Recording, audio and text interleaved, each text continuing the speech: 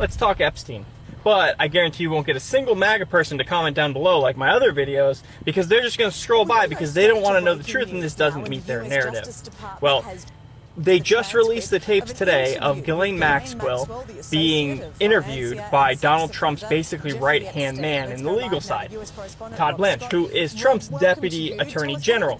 Now, typically, a deputy attorney general does not go out and conduct these interviews, and they certainly don't release them, because if they want to use them to prosecute other people, they can't do that if they've released them to the public.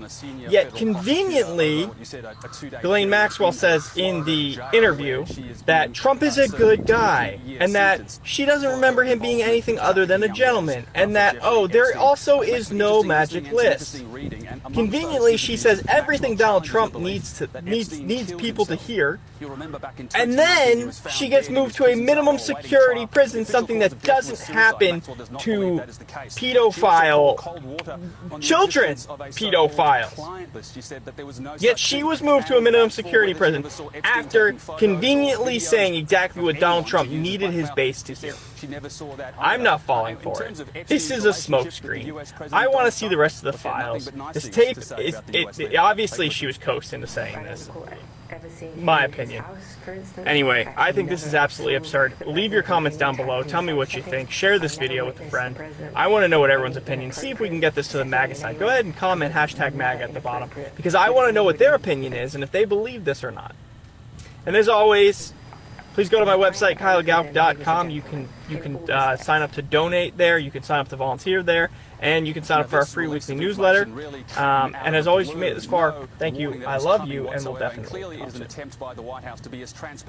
Okay, guys. The Department of Justice released the audio tapes of the Ghislaine Maxwell visit. I have notes. I tried to screen record it, it wouldn't let me. This is probably going to be a part 2 series because it keeps kicking me out. But interesting developments, and whether or not I believe her, I don't believe her. But here we go. So first and foremost, she claims she never knew anything about a list, and that story didn't even appear, or she didn't hear high near nothing about it until 2009 when Jeffrey Epstein was being sued. And primarily, he was being sued by one law firm. Let me get it correctly. Ranston, Elder, and Rosenstein, right? This was the one company, the one law firm that was suing him primarily. This was prior to him being arrested. At that law firm, there was a lawyer named Brad Edwards. Are you following? Brad Edwards was contacted by Epstein's butler, a man named Eduardo Rodriguez, around July, August, because he had been arrested on gun charges. He told the attorney, Mr. Davis, that he had a list, a journal, a diary. And supposedly, Mr. Davis gave that list to the FBI in October, though he was given the list in July or August. He then became an informant for the FBI, but then after the list, so-called list from the butler, was given to the FBI, that attorney's firm was raided, and one of the partners was brought up on RICO charges and did 50 years, or it was sentenced to 50 years, and admitted to falsifying documents in the Jeffrey Epstein case and lawsuits. This is what I've got so far. It keeps kicking me out. She does refer to the list. She says the list a lot, the list. She's describing how this story came to be. This is her narrative. Hope you guys followed along. I'm not great at this, but I'm really invested in this case. And, you know, I'd like to see people arrested, even though nobody probably will be. It'd be nice. But so far, I'm on audio 6.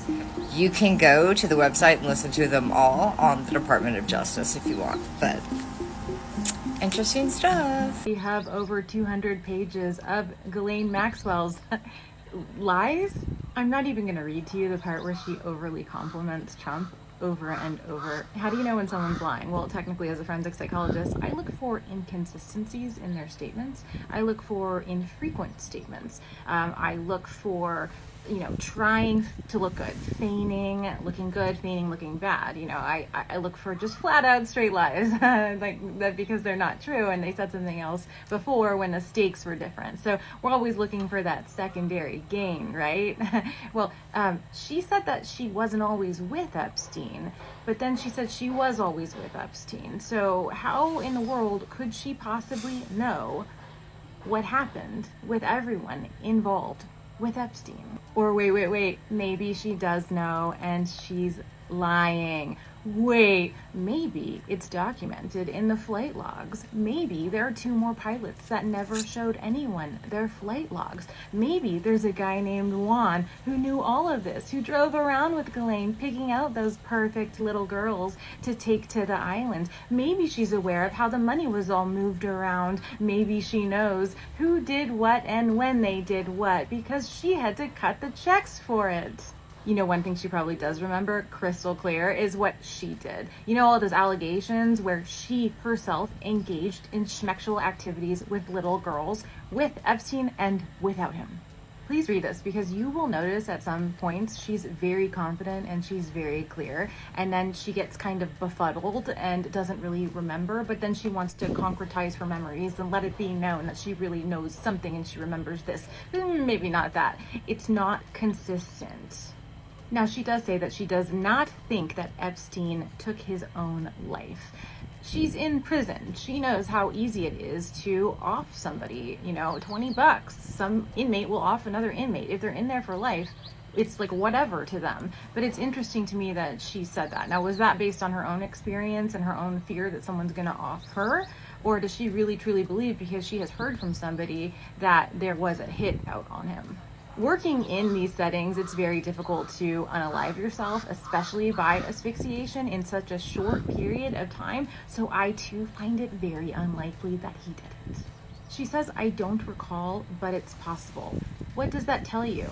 Then you recall something. You recall an element. Now, if I were interviewing her, I would have said, what did you just see in your mind? What did you just imagine? What thought did you just have that you stopped? Because something made you say, possible, but didn't give you the confidence to tell us fully what it was.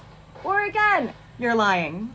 And remember, the FBI agent is there. So it's like all of us on social media when we say this is all alleged. When she says possible, she's saying alleged. She doesn't want to get in trouble when everyone finds out that all of this is bullshit. She doesn't recall picking out girls to hire them, but it's so weird because Juan said on the Broken podcast with Tara Palmieri and Virginia Giuffre, he said on audio tape with multiple witnesses that he drove her around and she did exactly that. Also, listen to the audio. She is very careful. She pauses a lot. Her voice fluctuates. It is not consistent. A lack of consistency means that you are malingering, allegedly.